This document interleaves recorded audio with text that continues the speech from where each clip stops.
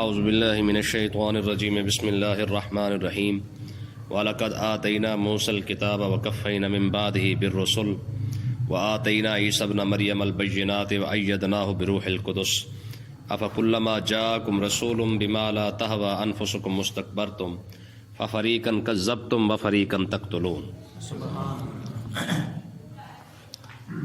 اللہ تبارک و تعالیٰ نے ارشاد فرمایا وَلَقَدْ آتَيْنَا مُوسَى الْكِتَابَ، اور جب ہم نے موسیٰ علیہ السلام کو کتاب عطا فرمائی، وَقَفَّيْنَا مِن بَعْدِهِ بِالرُّسُلِ، اور ہم نے موسیٰ علیہ السلام کے بعد لگاتار پھر رسول بھیجے۔ موسیٰ علیہ السلام کے بعد آپ کے وصال شریف سے کے بعد سے لے کر عیسیٰ علیہ السلام تک 4000 نبی آئے ہیں، اور 4000 نبیوں نے توریت کی یعنی تورات شریف کی اور موسیٰ علیہ السلام نے جو احکامات لائے تھے صرف انہی کی حفاظت کرتے رہے اور تبلیغ کرتے رہے۔ ٹھیک ہے، 4000 نبیوں نے صرف اور صرف جو شریعت موسیٰ علیہ السلام لائے تھے صرف انہی کے بارے میں جو ہے وہ جو تبلیغ تھی وہ کرتے رہے۔ آگے فرمایا وَآتَيْنَا عِيسَى ابْنَ مَرْيَمَ الْبَيِّنَاتِ وَأَيَّدْنَاهُ بِرُوحِ الْقُدُسِ، ہم نے عیسیٰ ابن مریم کو اپنی نشانیاں یعنی معجزات عطا فرمائے، وَأَيَّدْنَاهُ بِرُوحِ الْقُدُسِ، اور ہم نے روح القدس کے ذریعے حضرت عیسیٰ علیہ السلام کی مدد فرمائی۔ عیسیٰ علیہ السلام کے معجزات کیا تھے؟ وَأُبْرِئُ الْأَكْمَحَ وَالْأَبْرَصَ وَأُحْيِي الْمَوْتَى بِإِذْنِ اللَّهِ وَأُنَبِّئُكُم بِمَا تَأْكُلُونَ وَمَا تَدَّخِرُونَ فِي بُيُوتِكُمْ۔ یہ عیسیٰ علیہ السلام کے معجزات ہیں۔ آپ جو ہے وہ مادرزاد اندھوں کو جو ہے وہ بینا کر دیتے تھے، کوڑیوں والوں کو شفا دے دیتے تھے، اور مردوں کو زندہ بھی کرتے تھے۔ 4 مردوں کو عیسیٰ علیہ السلام نے زندہ کیا ہے۔ ٹھیک ہے، اور حضرت سیدنا جبریل علیہ السلام 33 سال کی عمر تک عیسیٰ علیہ السلام رہے ہیں، اور انہوں نے 33 سال تک حضرت جبریل علیہ السلام حضرت عیسیٰ علیہ السلام کے ساتھ ہی رہے ہیں۔ ہاں، یہ روح القدس حضرت جبریل علیہ السلام کو کہا جاتا ہے، روح الامین بھی حضرت جبریل کو ہی کہا جاتا ہے۔ ٹھیک ہے، تو یہ جب تک عیسیٰ علیہ السلام زمین پر رہے تب تک یہ ان کے ساتھ رہے ہیں۔ ٹھیک ہے، آقا علیہ السلام نے حضرت حسان بن ثابت کے لیے بھی یہ دعا مانگی تھی، اللہم ایدہ بروح القدس، میرے پروردگار حسان بن ثابت کی بھی جبریل کے ذریعے مدد فرما۔ ٹھیک ہے نا جی، یہ دیکھیں نا، یہ بڑی کمال کی بات ہے۔ حضرت حسان بن ثابت کے لیے نا کچھ یہ مشرکوں نے یہودیوں نے آقا علیہ السلام پر کوئی باتیں کی اشعار کی صورت میں، حضور علیہ السلام کی شان اقدس کے اندر کوئی گستاخی کرنے کی کوشش کی، تو آقا علیہ السلام نے فرمایا ان کو کون جواب دے گا؟ 2-3 شاعر کھڑے ہو گئے، سلمہ بن اقوا بھی تھے، عامر بن اقوا تھے، انہوں نے ہر کسی نے اپنے اپنے جوہر دکھائے اور ان کو جواب بھی دیا۔ آپ نے فرمایا نہیں مزہ نہیں آیا، فرمایا حسان کو بلاؤ۔ ٹھیک ہے، حسان کو بلاؤ۔ جب حضرت حسان بن ثابت رضی اللہ تعالیٰ عنہ کو بلایا گیا اور آپ جب مسجد کے دروازے پہ آئے نا، تو آتے ہی ابھی مسجد کے اندر داخل ہوئے تھے، انہوں نے حضور علیہ السلام کو نا بلند آواز میں کہا یا رسول اللہ، اب آپ نے بکھرے ہوئے شیر کو بلایا ہے، اب آپ نے بکھرے ہوئے شیر کو آپ نے بلایا ہے، اب میں ان کو جواب دوں گا۔ اور پھر آپ نے اپنی زبان مبارک نکال کے کہا، فرمایا یا رسول اللہ، اس زبان کے ساتھ میں ان کے ساتھ وہ حشر کروں گا کہ قیامت تک ان کی نسلیں بھی یاد رکھے گی کہ انہوں نے کس کے ساتھ پنگا لیا ہے۔ آج نعت خانوں نے صرف ایک ہی بات پکڑی، حسان بن ثابت نے اور کھڑے ہو کے نعت پڑھی تھی۔ حسان بن ثابت نے نعت نہیں پڑھی تھی، حسان بن ثابت نے منبر پہ کھڑے ہو کے رسول اللہ کے دشمنوں کو جواب دیا تھا۔ تو مزہ آئی کہ نہیں آئی؟ اور ہماری نعت خانے، ٹھیک ہے نا جی، ہمارے نعت خانوں میں اور اس نعت خان میں کتنا فرق ہے؟ وہ کھڑا ہو کے جناب حضور کا دفاع کر رہا ہے، منبر پہ کھڑے ہو کے رسول اللہ کے دشمنوں کو جواب دے رہا ہے۔ ٹھیک ہے، ہمارا نعت خان اسی بات کو دلیل بناتا ہے، حضور نے اس کو حضور نے ایسے نہیں چادر عطا فرمائی ہے۔ جب حسان بن ثابت نے رسول اللہ کے دشمنوں کو جواب دیا تب حضور نے خوش ہو کے چادر بھی عطا فرمائی ہے، دعا بھی ساتھ فرمائی ہے جی۔ حضور کو کتنی خوشی ملی، حضور نے فرمایا اللہم ایدہ بروح القدس، پروردگار جبریل امین کو بھیج کر حسان بن ثابت کی مدد فرما۔ یہ حضور کی نعت خوانی ہوتی ہے، یہ نعت خوانی ہے، سمجھ آئی کہ نہیں؟ اعلیٰ حضرت رحمۃ اللہ علیہ، آپ نے ایک شعر لکھا، آپ نے لکھا تھا اشعار اعلیٰ حضرت کے، کہتے ہیں کہ نعمتیں بانٹتا جس سمت وہ ذیشان گیا، ساتھ ہی منشی رحمت کا قلم دان گیا، اور تم پر میرے آقا کی عنایت نہ سہی، لانتیوں کلمہ پڑھانے کا بھی احسان گیا۔ شعر اس کو کہتے ہیں جی، اگلے کی جان نکال کے رکھ دے۔ بابا جی فرمایا کرتے فرمایا بندہ گل لو کرے کہ اگلے تو دھواں نکل جائے ایک باری. نعت بھی اسی کو کہا جاتا ہے. وہ کہتے یہی کہتی ہے بلبل باغ جنا کہ رضا کی طرح کوئی سحر بیاں نہیں ہند میں واصف شاہ خدا مجھے شوخی طب رضا کی قسم. ٹھیک ہے نا. کہتے ہیں امام احمد رضا خان نے کلام ہی ایسا لکھا ہے کہ اب تو جنت کے اندر جو بلبل پھرتی ہے نا جنت کے باغوں کے اندر وہ بھی کہتی ہے کہتے کہ اگر ہندوستان کی زمین کے اندر کوئی مائی کا لال پیدا ہوا تو احمد رضا خان پیدا ہوا ہے. سمجھ آئی نا جی. آگے دیکھیں جی فرمایا افکلما جاکم رسول بما لا تهوى انفسکم مستكبرتم. فرمایا کہ کیا جب تمہارے پاس رسول کوئی حکم لے کے آئے بما لا تهوى انفسکم جو تمہارے دل کو پسند نہ ہو استکبرتم پھر تم تکبر کرنا شروع کر دیتے ہو. یہ ہماری قوم کا حال بھی ساتھ بیان ہو رہا ہے. یہ یہودیوں کو کہا جا رہا ہے کہ جب تمہیں کوئی شریعت کا کوئی کام پسند نہ آئے شریعت کا کوئی حکم پسند نہ آئے تو پھر کیا کرتے ہو تم تکبر کرنا شروع کر دیتے ہو. ففریقا کذبتم فرمایا تم میں سے ایک گروہ نے انبیاء کو جھٹلا دیا وفریقا تقتلون اور ایک گروہ نے جو ہے انبیاء کو قتل کرنا شروع کر دیا. آج دیکھ لیں جب لوگوں کو کوئی مسئلہ پسند نہیں آتا نا کیا پسند نہیں آتا ہے تو یا تو کہیں گے کہ یہ مسئلہ ہے ہی نہیں. ٹھیک ہے. اور یہی عادت یہودیوں کے اندر تھی. جب بھی انہوں نے نبیوں نے آ کے ان کو بتایا کہ بھائی یہ تورات کے اندر لکھا ہوا ہے آدھے لوگ جھٹلا گئے اور آدھے لوگ تو نبیوں کو قتل کرنے کے پیچھے بھی پہنچ گئے کہ ہاں بھی تم نے یہ مسئلہ بیان کیا اور کیا کیوں ہے. کیوں جی قرآن ایسی تھوڑی ہے. ہم نے صرف قرآن کو ثواب کے لیے رکھا ہوا ہے یعنی فلانی سورت پڑھو نہ ثواب فلانی سورت پڑھو نہ ثواب. کبھی سمجھ کے پڑھے نا ہمیں پتہ چلے کہ قرآن میں لکھا کیا ہے. آگے دیکھیں جی وقالوا قلوبنا غلف. یہ یہودیوں نے مذاق کیا. انہوں نے کہا جی ہمارے دلوں پر نا پردہ لگا ہوا ہے ہمیں تو کوئی بات سمجھ نہیں آتی ہے. یہ مذاق کیا انہوں نے. کیا کیا یہ مذاق کیا. تو آگے اللہ تبارک و تعالیٰ پتہ کیا فرمایا بل لعنہم اللہ بکفرہم. فرمایا تم کہتے ہو کہ ہمارے دلوں پر پردہ ہے تمہارے دلوں پر پردہ نہیں ہے رب نے تم پر لعنت بھیجی ہے. ہاں بکفرہم تمہارے کفر کی وجہ سے. فقلیلا ما یؤمنون فرمایا کہ بہت تھوڑی ہیں جو ایمان لاتے ہیں. اب مجھے آپ بتائیں یہودیوں نے شریعت اسلامیہ کا ایک مذاق کیا ہے رب نے ان پر لعنت فرمائی ہے کہ نہیں. تو آج لوگ کہتے ہیں جی کسی کو کچھ نہیں کہنا چاہیے جتنے جڑا لگے رہے جی. ٹھیک ہے. رب لعنت بھیج رہا ہے. آج کا صوفی بندہ کہتے ہیں جی ہم صوفی لوگ ہیں ہم کسی کو کچھ نہیں کہتے.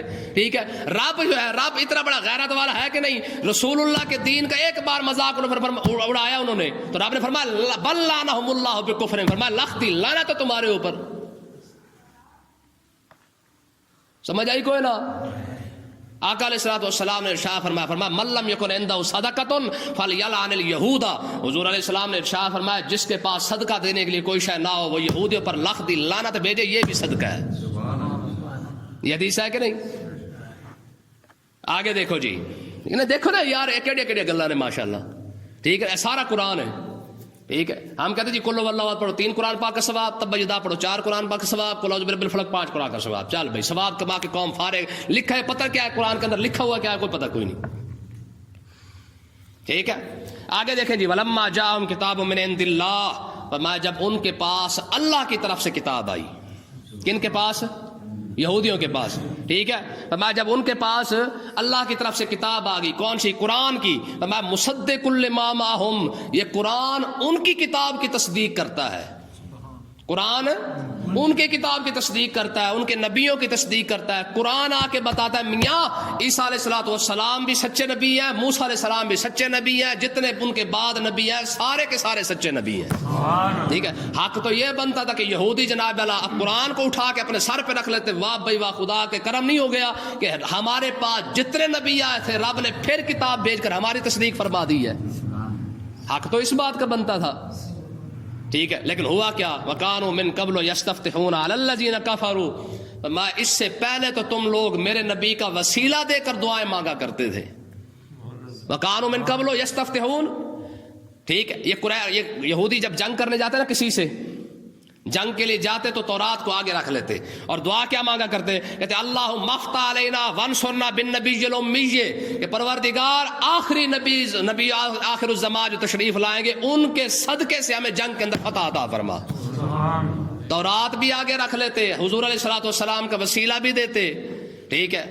یہ سارے یہودی تورات آگے رکھ کے حضور علیہ الصلوۃ والسلام کا وسیلہ پیش کرتے اللہم افتح علینا، پروردگار ہمیں اس جنگ میں فتح عطا فرما، وانصرنا بالنبی الامی، اور اس نبی کے صدقے ہماری مدد فرما جو نبی سب سے آخر میں آنے والا ہے۔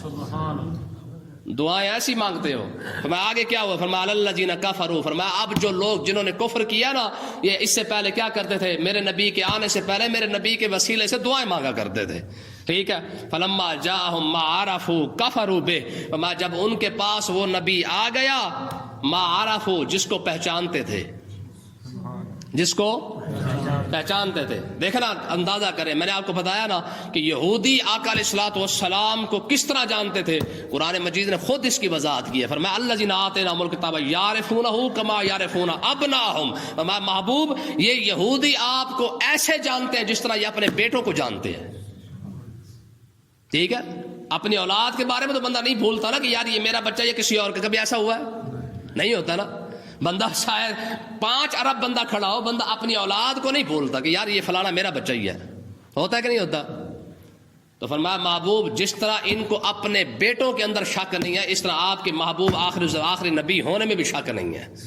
تورات پڑھ پڑھ کر تو یار وہ خود حضور علیہ الصلوۃ والسلام کو پہچانا کرتے تھے، ٹھیک ہے۔ حضور کو چھوڑیں، حتیٰ کہ حضرت سیدنا فاروق اعظم رضی اللہ تعالیٰ عنہ، آپ کا جب زمانہ آیا نا اور آپ کی فوج نے جب بیت المقدس کو فتح کیا تو بیت المقدس والوں نے ایک ہی شرط رکھی، انہوں نے کہا جناب عمر آئے اور چابیاں لے جائے، کوئی جنگ نہیں، عمر آئے چابیاں لے جائے۔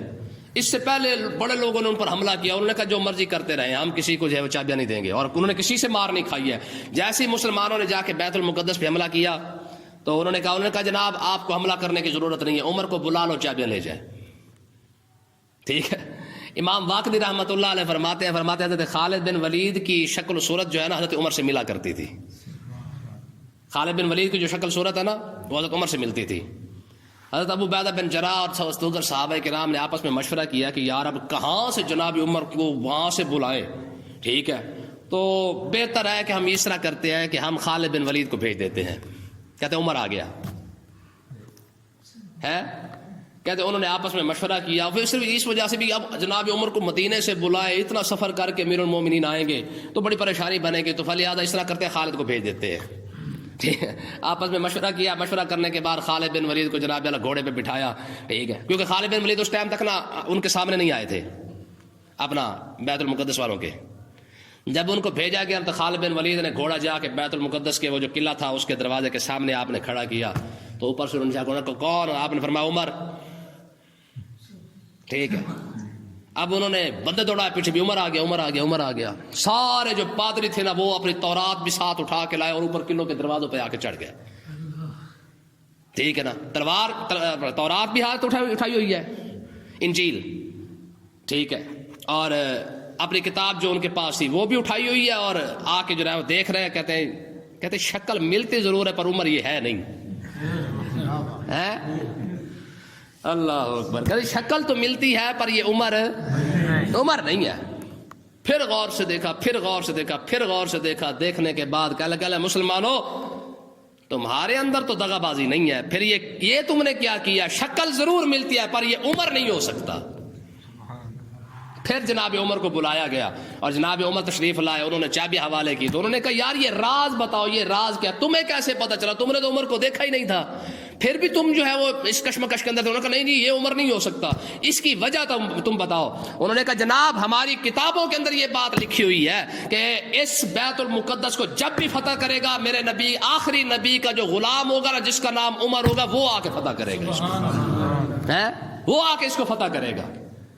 فرمایا کہ ہمیں اس بات کا پتہ تھا، جب ہماری کتابوں کے اندر لکھ دیا گیا ہے کہ عمر ہوگا، ٹھیک ہے، اور آخری نبی کا غلام ہوگا، وہ آ کے فتح کرے گا، تو پھر ہمیں لڑنے کی ضرورت بھی، ٹھیک ہے نا۔ صدیق اکبر کو ایک پادری نے بلا لیا، اندر بلا لیا گرجا گھر کے اندر، کہا کتاب اٹھا کے دیکھتا جاتا، کہتا جی مجھے اپنی پیٹھ دیکھنے دیں، آپ نے دکھا دی، کہا جی پیٹ دیکھنے دیں، آپ نے پیٹ بھی دکھا دیا، کہا جی سینہ دیکھنے دیں، آپ نے وہ بھی دکھا دیا، بازو دکھا دیے۔ کہنے لگے یار تو واقعی وہی بندہ ہے جس کے بارے میں ہماری کتاب کے اندر لکھا ہوا ہے۔ کہا جی آپ کی کتاب میں کیا لکھا ہوا؟ ابھی حضور نے اعلان نبوت بھی نہیں کیا، ابھی ٹھیک ہے، اعلان نبوت حضور نے نہیں کیا، آپ سفر کے اندر ہیں، ٹھیک ہے۔